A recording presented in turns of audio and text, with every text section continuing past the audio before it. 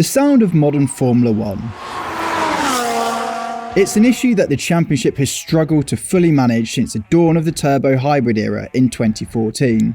8 years ago, out went the ear-piercing screams of the V8s of the previous generation, to be replaced with lower revving and quieter V6s. While the initial furore over the reduced noise levels has certainly calmed down more recently, F1 has still yet to fully move on. Every time the championship celebrates its history with an evocative classic Grand Prix car run, spectators are reminded of a more sensory bygone era. Meanwhile, countless TV adverts and montages still to this day falsely dub a naturally aspirated soundtrack over the current cars. This all reflects the juggling act that Formula One has and continues to face. It seeks to strike a balance between giving their fans new and old what they want, while also trying to remain relevant to both current and prospective teams and manufacturers. But it was that effort to try to woo engine manufacturers that created some of the very worst aspects of the hybrid engines.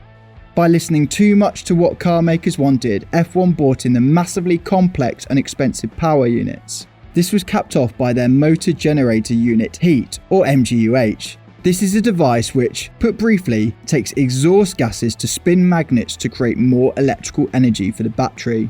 This was all supposed to suit the shifting sustainability agenda of the automotive market. Only such was the expense and complexity that it proved prohibitive to newcomers and drew little interest. So, F1 hadn't achieved what it wanted by failing to increase the number of blue-chip competitors, while the desires of the fans had been ignored when the shrill soundtrack was killed off.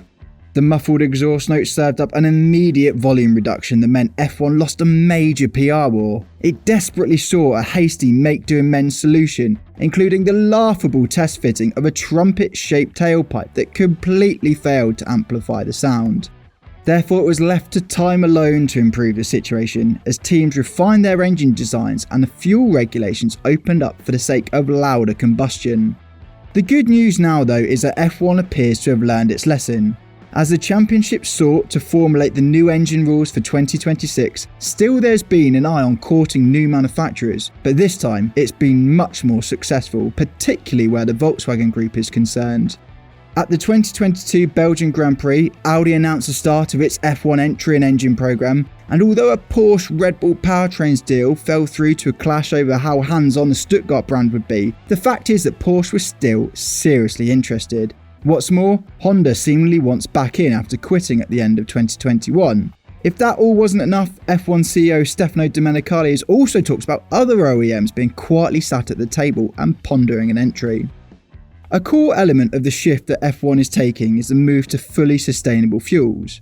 As Ross Brawn told Autosport recently, this targets creating a plug-in fuel that could be used in the 2 billion internal combustion engines currently on the road. Not only that, it also provides a solution for places where the electric car infrastructure just doesn't exist yet. In Brawn's own words, we're championing an alternative technology. It was clear F1 needed to move away from the 2014 concept, particularly for new manufacturers to feel that they would not begin with an immediate 12-year catch-up in understanding their technology. As such, the MGU-H has been scrapped for its sky-high cost and little impact on the road car industry. But here comes the upsides for fans. One of those pesky noise mufflers has now been deleted from the spec sheets. Further, with the power source lost from the engine and F1 keen to maintain its circa 1000 bhp levels, the engines will have to work harder by revving higher and drinking more of that sustainable fuel. The current regs limit power units to 15,000 RPM, but in truth manufacturers find little gain above 10,500 RPM. So, from 2026, a change in the way that fuel flow is measured, now based on energy rather than mass, should see engines no longer running quite so limited in their output. And in case that wasn't clear, higher revving engines without an MGU-H muffler should equal more noise. The issue of louder F1 engines has already surfaced this year, with Sebastian Vettel's maiden drive in his own Williams FW14B at the British Grand Prix.